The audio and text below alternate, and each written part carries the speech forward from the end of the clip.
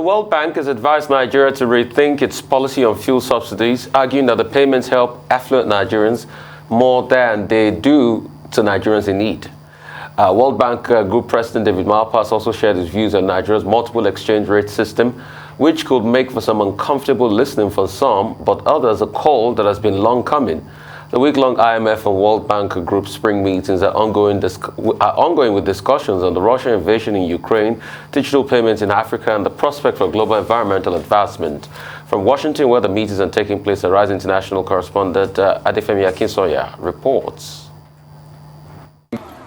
The week-long International Monetary Fund and World Bank spring meetings in 2022 are a hybrid of in-person and virtual meetings. Though no press has been allowed inside the buildings, the presence, albeit limited, is still there. Wednesday's meetings included talk of a digital finance revolution and its prospects in Africa. Rwandan President Paul Kagame was optimistic. Over the years, Africa's digital transformation has been driven in particular by mobile financial services. Africa is in many ways a global pioneer in this sector. The bank had been advising Nigeria to end the petrol subsidy. For Nigeria, the World Bank issued another not-so-gentle reminder about its fuel subsidies. The World Bank president doubling down on advice given by the bank back in November, insisting fuel subsidies benefit the rich far more than they benefit the poor, and as a result continue to drain the economy and leave state and federal governments unable to pay salaries before the end of 2022.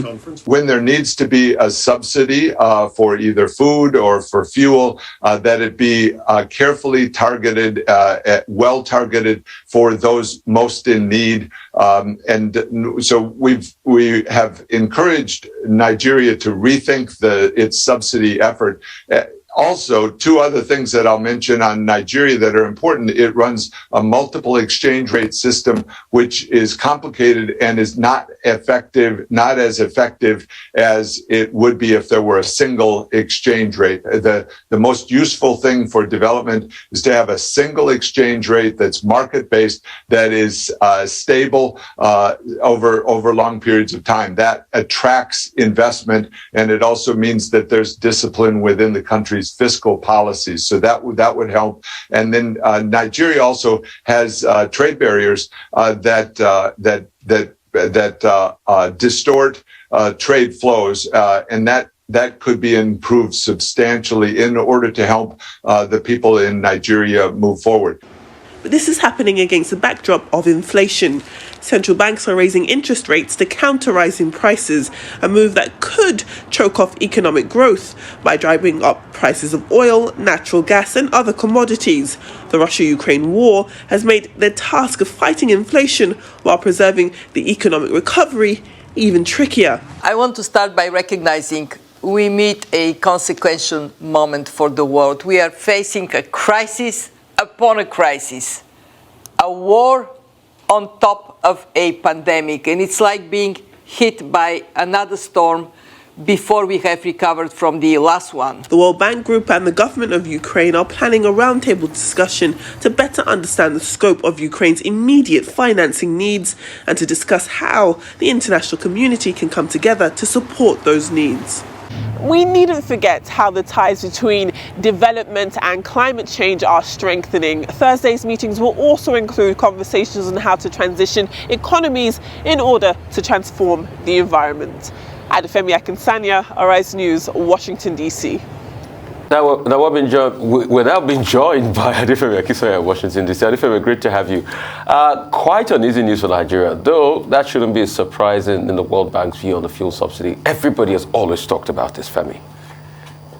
Absolutely, Rufai. This was definitely something that shouldn't really come as a surprise to many people, because whether or not you are tech or economic savvy or not, you'll know that for a long time the subsidy, while on its face seeks to be a good thing, seeks to make obviously petrol more affordable for the average Nigerian, it just isn't working. And this is not the first time that the World Bank has sounded an alarm in this way. Back in November, that was one of the more gentle examples of the World Bank asking Nigeria, gently asking them to reconsider their policy when it comes to policies. Now, we know us being obviously in Nigeria and focused on that point, that's obviously been an issue of contention for many people. And especially it is now becoming more politicized as we enter further on deeper into this election cycle. So it'll be interesting to see if there'll be any type of real action when it comes to whether or not these subsidies will be removed or will be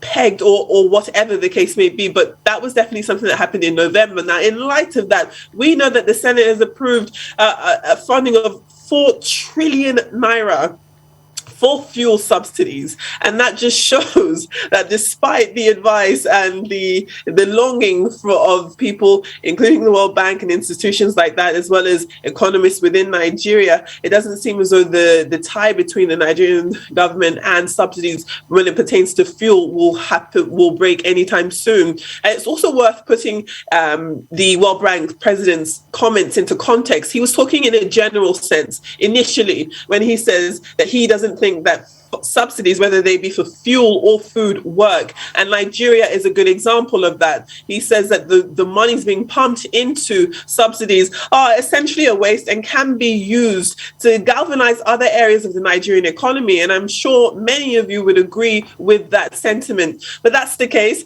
Again, doesn't look likely that the relationship between Nigeria and its fuel subsidies will be breaking anytime soon. But it is interesting to note that that is something that the World Bank is obviously quite concerned about. Also talked about it having ramifications for the existing administration, again, signaling that it could be a situation where with these fuel subsidies obviously continuing to be such a drain on the economy, it could lead to a situation where state and federal governments would be struggling to pay subsidies by the end of 2022. That too should be sounding a lot of alarm bells for many people in Nigeria. So again, as you said, Rufai, not really anything to be too surprised about, but it obviously is a situation that is only going to be ballooning in the background, and should a balloon like that burst, it's only going to be to the detriment of all Nigerians. So it'll be interesting to see what Nigeria's response will be to that. We know that the central bank governor and the finance minister of Nigeria are both in Washington, D.C., and we're yet to hear from them and hear them speak directly to the press and give an answer to the lines out of the meetings yesterday, especially as it pertains to Nigeria and the economic situation. So it will be interesting to hear what they've got to say. Go ahead, Dundun. What can we expect from the spring meetings today?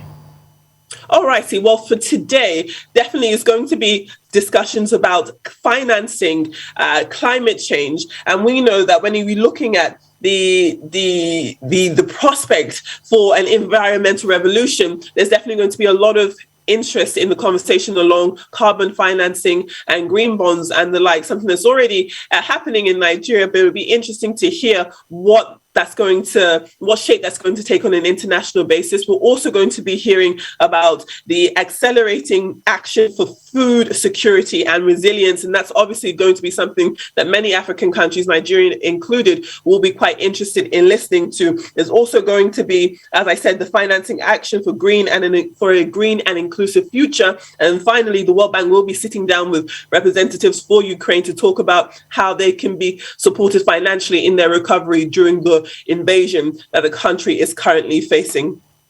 Okay, thank you very much, Adefemi Akinsanya. We seem to have run out of time, so I'll hold my fire until tomorrow. Thank you very much indeed.